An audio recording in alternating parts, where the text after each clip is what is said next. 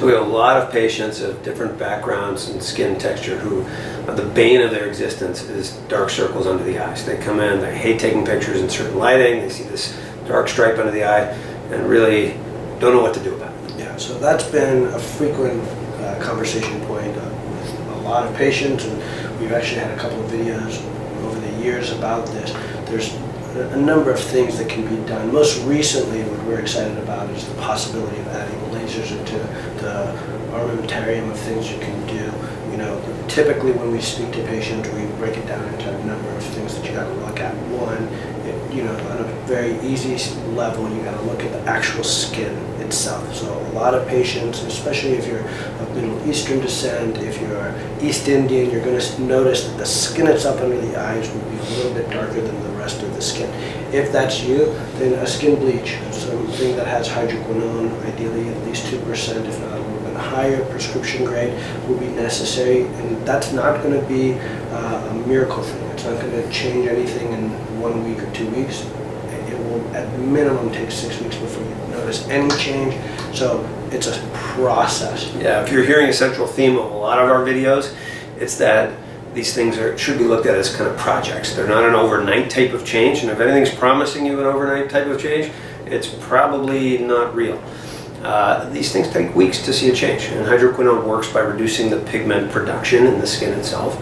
And so over a period of about 6 to 8 weeks, you're going to see often a dramatic lightening of the pigment itself.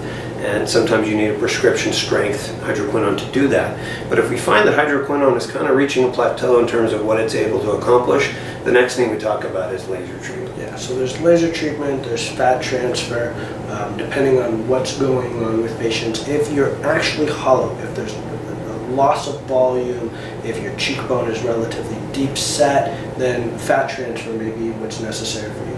On the other hand, if you've done all you can with the skin bleaching and the pigmentation of the skin itself is still an issue, IPL is often something that we can add into the process that will sort of break up a lot of that superficial pigmentation. Sometimes that's combined with 1540 again to get some turnover of the superficial skin itself so that the next layer that comes through isn't going to be quite as dark.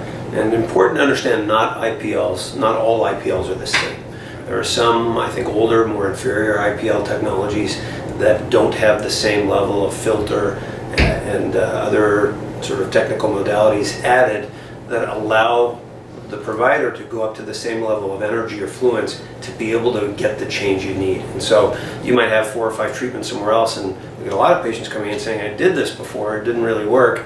Well, you should think about it again, because when you're, like our practice, using, I think, one of the best IPLs available in the world, sometimes you can get some really nice results that are not available with inferior technology. Yeah, one of the great things about our process is, you know, the laser itself has skin tell, which is another way of sort of measuring how much pigmentation there is in your skin itself, and that allows us to be as safely aggressive as possible without causing burning and causing real problems. So that's another thing that's really a great sort of tool that we have at the practice. So if it's an issue for you, we welcome you to come in.